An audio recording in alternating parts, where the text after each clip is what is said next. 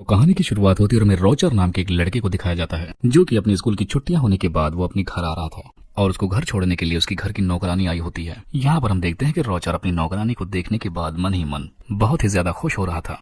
अब हम देखते हैं कि वो घर पहुंच जाने के बाद अपनी मॉम से मिलता है, लेकिन उसकी मॉम की नजर उसके गीले पैंट पर पड़ जाती है। दरअसल यहाँ पर हम जान पाते हैं कि रोजर ने अपनी नौकरानी को देखते हुए अपनी पैंट को गीला कर लिया था, जिसको उसकी मॉम देख लेती है। अब अपने घर के अंदर जब वो आता है तब वहाँ पर वो अपनी सिस्टर से भी मिलता है, जिसके बाद उसकी सिस्टर उसे अपना घर और जंगल घुमाने के लिए लेकर जाने लगती है।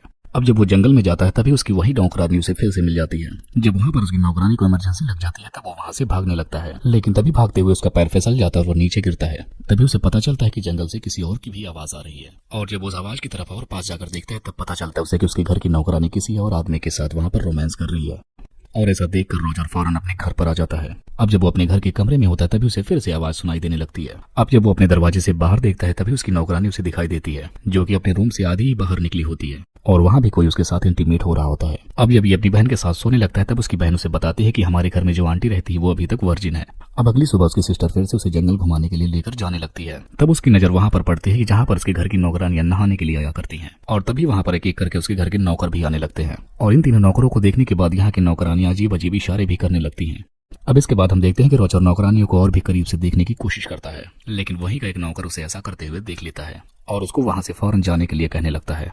तभी उसे वहां पर उसकी सिस्टर मिल जाती है, जो कि उससे पूछती है कि अब तक तुम कहाँ गायब हो गए थे। अब इसके बाद उसकी सिस्टर उसे पास ही की चर्च में लेकर जाती है और उसको वहां से चर्च की छत पर लेकर जाती है। और वहां पहुंचने के बाद वो दोनों देखते हैं कि वहां पर रोजर की आंटी आई हैं, जो कि चर्च के फादर से कहती हैं कि जब से हमारे घर में रोजर आया है तभी से मैं उसे पसंद करने लगी हूँ और मेरा बस दिल कहता है कि मैं उसके साथ अपनी हर रात गुजारूं।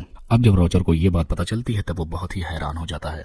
अब वो उसकी आंटी को बहुत ही करीब से देखने की कोशिश करता है ताकि वो उसे अच्छे से देख सके। तभी वहीं पर वो चर्च के फादर के पास गिरकर उल्टा लटक जाता है। तब वहां पर चर्च के फादर उसे पकड़ लेते हैं और उसकी शिकायत उसकी मदर से करते हैं। तब उसकी मदर पूछती है कि आखिर इसकी सजा क्या होनी चाहिए। तब फादर कहते हैं कि इसे पीछे से 100 बार मारा जाए, और ये सब कुछ उसकी नौकरानी और सिस्टर देख रही होती है।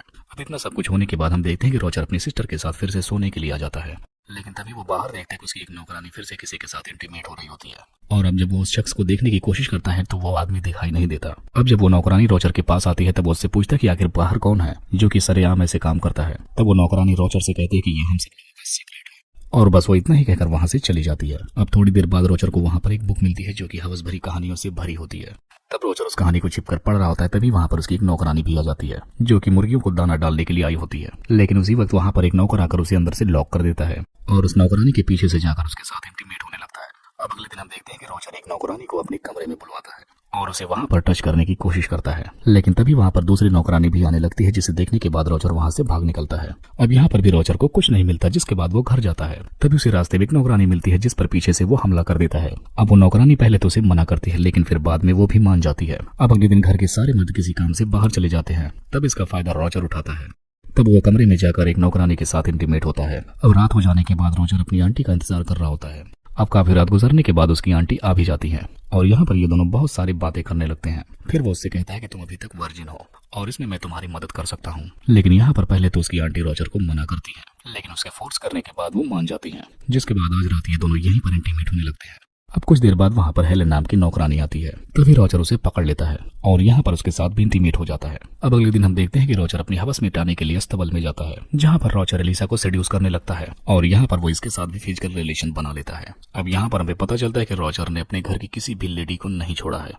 अब इसके बाद काफी वक्त गुजरने के बाद हम देखते हैं कि रोजर इस हद तक गुजर जाता है कि वो अपने कमरे में एक साथ बहुत सारी लड़कियों को बुलवाकर उनके साथ इंटीमेट हुआ करता है। अब कुछ टाइम बाद हम देखते हैं कि एलिसा रोजर से कहती है कि अब वो प्रेग्नेंट है, और ऐसा सुनकर रोजर की फट जाती है। अब अगले दिन रोजर के कमरे में एक नौकरानी फिर से आती है और इसे वो भी कहती है कि वो भी प्रेग्नेंट है, और तब तक उसकी आंटी भी आकर उससे कहती है कि वो भी प्रेग्नेंट है।